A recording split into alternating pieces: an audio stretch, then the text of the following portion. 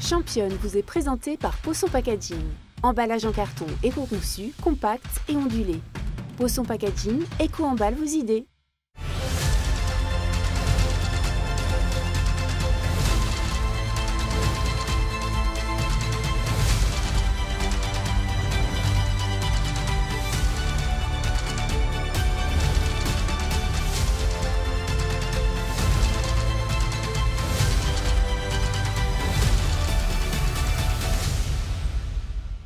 Bienvenue dans Championne avec cette semaine une de nos ambassadrices de la Sarthe qui ne connaît pas Leïla Heurtaud. Merci d'être avec nous Leïla. Bienvenue. De rien. Merci. Bienvenue dans Championne. Leïla, le palmarès, il est facile. 3 fois triple championne du monde. Participation au JO en 2020-2021 parce qu'il y a eu le Covid, donc c'était un petit peu compliqué à Tokyo.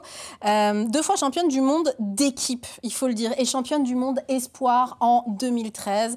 Il y a aussi eu les championnats d'Europe, 2 fois championne d'Europe espoir, 18 fois championne de France. L'aventure continue parce que tu reprends notamment au niveau national. Aujourd'hui, on voulait parler de ce parcours et de qui tu es également, puisque tout commence à Chartres il y a 30 ans. Tu grandis en Guyane et puis tu reviens en France, en territoire métropole, à l'âge de 13 ans pour pratiquer le karaté. Mais ta première médaille, elle est en 2013, elle arrive très vite. Est-ce que c'est la plus belle? Est-ce que c'est la plus importante? Ou est-ce que c'est peut-être une médaille compliquée à aborder finalement? Alors je pense que c'est une médaille qui vraiment a été... Avant les championnats, c'est quand même un petit peu compliqué parce que j'ai fait déjà plusieurs championnats d'Europe qui n'étaient pas un franc succès, il faut le dire. J'arrive au championnat du monde et là, je fais quand même une journée sublime. Je ne prends pas de points de toute la journée et j'arrive sur le podium, ça commence à chanter la Marseillaise et là, je panique. Je m'effondre un petit peu parce que je me dis, mais et maintenant ? Qu'est-ce que je vais faire après? Voilà, je suis allée au plus haut niveau. Qu'est-ce que je vais faire? Et c'est vrai que c'est... alors, je ne vais pas forcément dire que c'est la plus belle sur le moment. Par contre, c'est elle qui m'a un peu forgée pour les suivantes, parce que j'ai vraiment appris à... Voilà, on a beaucoup parlé aussi avec Didier Moreau, donc mon entraîneur, et on a vu qu'est-ce qui était important, pourquoi est-ce que je faisais tout ça. Et c'est vraiment le parcours, c'est tout ce que j'avais fait en amont avec mon équipe, toutes les personnes que j'avais rencontrées, tous les efforts que j'avais fournis. C'est ça vraiment qui était important et qui m'ont amené à la médaille. Donc la médaille, c'est la cerise sur le gâteau et c'est comme ça que j'ai pris ensuite les suivantes. Alors, on va aller un petit peu avant, 4 ans avant, 2009. Tu reviens en métropole. Je voudrais qu'on regarde un petit magnéto, archive, et parce qu'on en a beaucoup, des archives de Leïla Heurtaud à LMTV, et c'est tant mieux. C'est en 2010, la rentrée de septembre, au lycée Sud du Mans. On regarde. Ça a été vraiment très simple. J'ai tapé sport-études karaté sur Internet et je suis tombée sur le Mans par hasard. Donc j'ai choisi comme ça. C'est surtout que je recommence le sport. Donc moi, ça me va complètement la rentrée. Ça me va. La jeune lycéenne qu'on voit en 2010, il y a 15 ans déjà. Un reportage d'Amoun Chamsoudine et Yannick Morfin qu'on embrasse. Là, en fait, ça fait quelques mois finalement que tu es en métropole. Tu as vraiment fait ça? Tu as envoyé t'as regardé sur Internet où est-ce qu'on pouvait faire du karaté en métropole? Tu t'es dit, Le Mans, c'est OK. Il y a le Samouraï 2000. J'y vais, c'est comme ça que ça s'est passé? Alors ça a été vraiment au départ un hasard total parce que le karaté, c'était pas... mes parents m'y avaient inscrite et en fait sur un pari un petit peu stupide, on m'a dit que j'arriverais pas à être championne du monde ni intégrer un sport-études. Donc je suis arrivée chez moi, j'ai tapé sur Internet sport-études et au départ c'est tombé sur Le Mans, donc effectivement un hasard total. Et après j'ai fait toutes les démarches pour intégrer le sport-études. Didier Moreau devait me voir normalement à des championnats de France. Et justement, il ne m'a pas vue, parce que j'ai juste oublié de lui dire que je combattais. Donc, la première rencontre, c'est pas faite, en réalité. Alors, la première rencontre ne s'est pas vraiment faite, parce que lui, il doit quand même se baser sur mon mode de fonctionnement, sur comment je combats. Et là, en fait, il ne m'a pas vu combattre. Donc, il m'a demandé d'aller avec les 2 filles du Samouraï 2000 qui étaient en finale, pour pouvoir m'entraîner. Il s'est dit que j'allais me dégonfler, parce que moi, je venais de Guyane, j'avais perdu au premier tour. Du coup, je vais avec elle, et puis je m'échauffe sans aucun problème. Donc ensuite, il me dit, viens t'entraîner contre moi. Et moi, pareil, je n'ai pas forcément vu le problème. Donc j'y suis allée. Et tu as 14 ans, c'est ça? J'avais 13 ans à ce moment-là. Ouais, 13 ans. Donc moi, je me suis dit, allez hop, pourquoi pas. De toute façon, il me dit de faire des choses. je le fais. Donc il a bien aimé mon caractère, alors pas ma technique parce que j'étais vraiment pas bonne. Cette histoire de technique, apparemment tu avais une technique très créative, c'est-à-dire que tu ne faisais pas forcément ce qui existe dans le karaté au départ. C'est ça, j'ai commencé moi le karaté à l'âge de 10 ans, donc assez tard pour une sportive de haut niveau, et je ne connaissais pas forcément toutes les techniques et j'en inventais d'autres. Donc moi quand je suis arrivée vraiment au sport-études, quand Didier a décidé de m'intégrer au sport-études, il a plus vu, on va dire, les compétences, les capacités, plutôt que la technique pure sur le moment. Ouais, mais il savait qu'on pouvait forger quelque chose, en tout cas, il avait vu un tempérament de gagnant. Donc en 2013, première médaille mondiale, l'or directement. Et puis là, c'est là que commence réellement un travail de fond au sein du Samouraï 2000. Tu as déjà beaucoup parlé de Didier Moreau. On l'a vu à l'image, on le connaît sur ce territoire, quelqu'un, on va le dire, d'hyperactif sur le territoire de la Sarthe, particulièrement évidemment au dojo, au Samouraï 2000. Quelle relation vous avez tissée au fil du temps finalement? Ça doit être très particulier. Alors forcément, oui, c'est très particulier parce qu'au départ, ma famille est restée en Guyane. Moi, j'étais toute seule ici. Donc, c'était à la fois un coach, mais aussi celui qui s'occupait de moi. Donc, un peu un père de substitution à certains moments, même si c'est un terme un peu particulier. Et ensuite, plus mon parcours avançait, notamment avec le parcours olympique, plus c'est devenu aussi un ami. Et c'est aussi devenu maintenant une personne, mon supérieur hiérarchique avec qui je travaille. Oui, parce qu'aujourd'hui, tu es assistante de direction au Samouraï 2000, tu développes énormément de projets. Alors je voudrais justement qu'on en vienne à tes combats hors du dojo, puisque tu as beaucoup de combats au sein du club du Samouraï 2000. Un particulièrement, c'est l'intégration des femmes dans le sport et puis lutter contre toutes les violences, les discriminations finalement. C'est important pour toi. C'est ça, effectivement. Donc moi, c'est plus la place des femmes en général, donc dans la société et dans le sport, parce que le sport est un merveilleux outil justement pour pouvoir travailler certaines choses. Et on va faire des choses liées à la lutte contre les violences faites aux femmes, que ce soit dans un cadre vraiment fermé, donc conjugal ou ailleurs. Donc on fait notamment dans le département, là en novembre, on va aller un petit peu dans les clubs du département pour faire des interventions.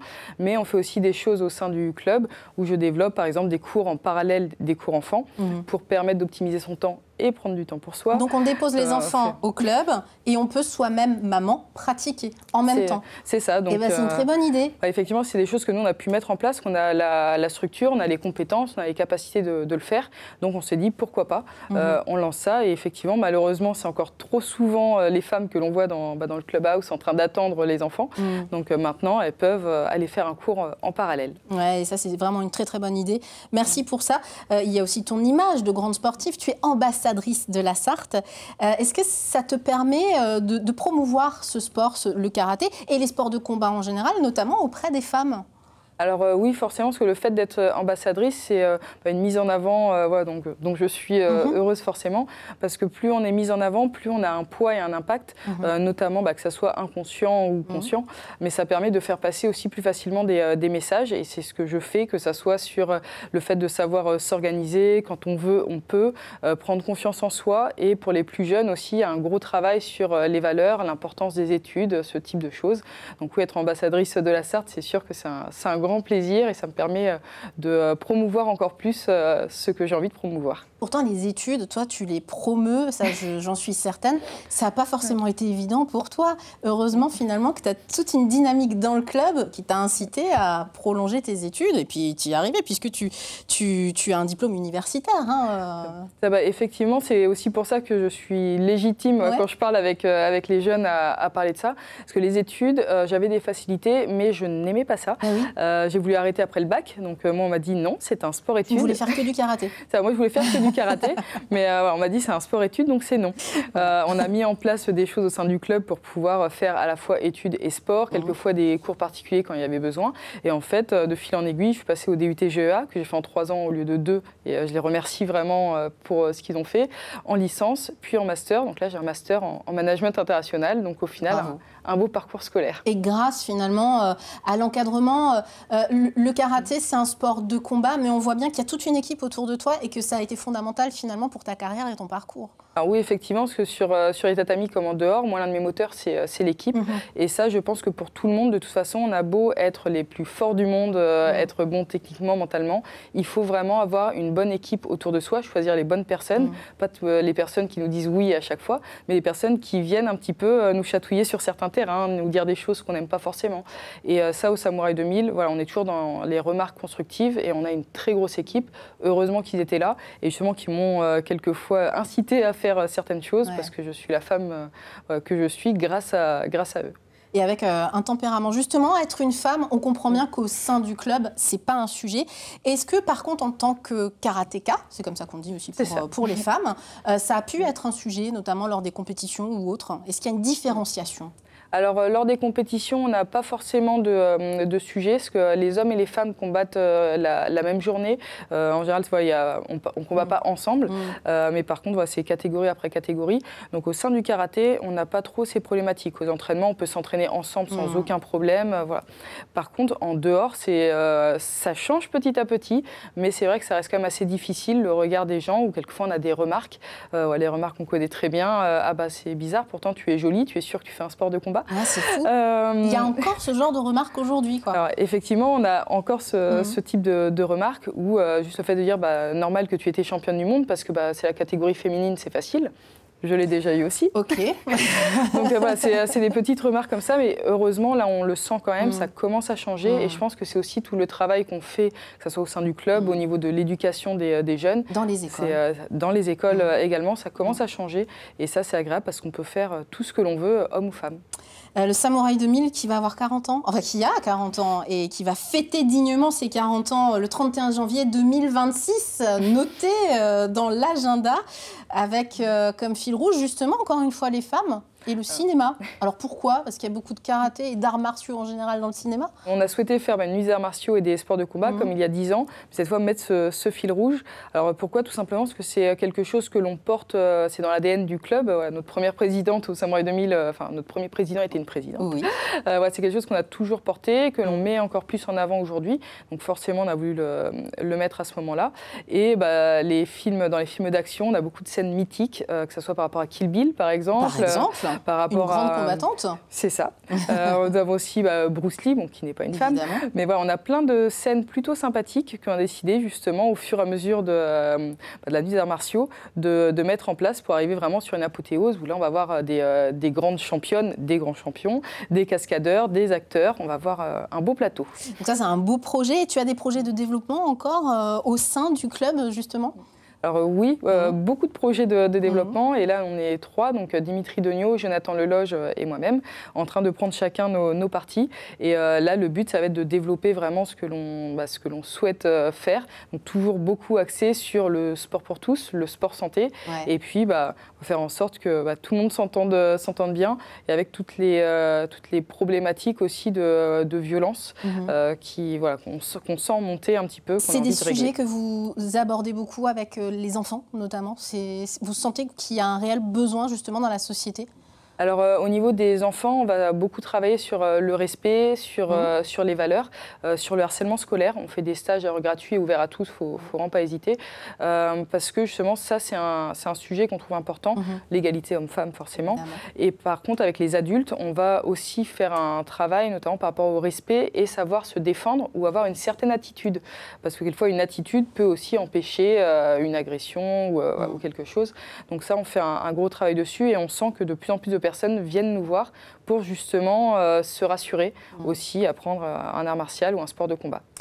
En 2024, tu portes la flamme olympique. Grand moment, on t'avait suivi justement parce que c'était pas très loin en plus. Donc gros coup de bol, on te voit là dans le bus avec les camarades. On te voit sortir du bus. Ça a été un moment particulier pour toi ? Alors oui, je ne pensais pas que ça me ferait autant plaisir. Ah oui. Parce que c'est vrai que... Parce que tu as participé au JO, puisque tu as été qualifiée à Tokyo. Bon, c'était particulier cette année-là. C'est ça, il y avait le Covid. L'un de mes moteurs, c'est l'équipe. Là, on n'avait ni public, mon coach n'était pas là, ma famille n'était pas là, c'est très compliqué. Mais c'était exceptionnel, parce que les Jeux Olympiques. Et là, on a vraiment pu partager avec le public. Et on le voit là, sur les images. C'était vraiment exceptionnel. Le fait de voir les personnes heureuses qui nous soutiennent, qui sont là, pour le sport, pour Ouais. les valeurs, c'est juste exceptionnel. Il y avait une énergie incroyable, tout le monde le dit. Cette énergie, tu la retransmets réellement dans le club aujourd'hui ou les semaines après, tu as senti qu'il y avait quelque chose autour des JO vraiment? Alors, autour des JO, oui, ça c'est sûr. Il y a beaucoup de personnes aussi qui sont venues parce que ça remotive un petit peu. À la pratique des sports en général. À la pratique des sports en général. Et c'est là aussi où on voit que c'est important et que les médias ont un rôle très important. C'est pour ça aussi que je remercie cette émission. Parce que quand on voit, par exemple, des championnes à la télé, quand on voit certains sports à la télé, plus on le voit, plus on se dit pourquoi pas moi. Et du coup, ça permet vraiment de faire en sorte que des personnes osent venir par exemple, au club. Donc là, nous, on est 42% de femmes et mon objectif, c'est d'être à plus de 50%. Donc je fais un appel à tout le monde. Renverser la balance. J'aimerais bien qu'on renverse ça. Eh ben, 42%, c'est déjà pas mal du tout. Donc bravo vraiment pour ça. Une dernière image, une photo de toi que tu as bien voulu nous envoyer enfant. Et alors, tu m'as dit, je l'ai choisie parce que en fait, je la trouve trop mignonne et tu as tellement raison de la trouver trop mignonne, cette petite fille. Qu'est-ce que tu lui dirais aujourd'hui au vu de ton parcours qui est quand même exceptionnel et qui n'est pas fini? Alors, je pense que je lui dirais quelque chose de tout simple, c'est que quand on veut, on peut. Par contre, il faut mettre les moyens forcément en face pour y arriver, mais il ne faut pas se mettre de limites parce que moi, on m'a dit, tu ne seras jamais championne du monde. Et j'ai dit, pourquoi pas. Et puis voilà, j'ai réussi à atteindre mon objectif, donc quand on veut, on peut. Et puis il faut oser combattre à 13 ans face à Didier Moreau, il n'y a pas de problème, il n'y a pas de aucun problème, de toute façon, si on n'essaye pas, on n'y arrivera pas. On ne sait pas, en tout cas, si on y arrivera. Merci mille fois, Leïla Hurtado, d'être venue sur ce plateau. Vous connaissez tous l'adresse du Samouraï 2000 pour les informations. Le site internet samouraï2000.com. Et la billetterie est en ligne pour la Nuit des Arts Martiaux. Pour le 31 janvier 2026, les 40 ans du Samouraï 2000, la Nuit des Arts Martiaux, c'est à Antares. Merci mille fois. La semaine prochaine, on parle d'un club de rugby 100% féminin avec Mathilde Mocan. À très vite.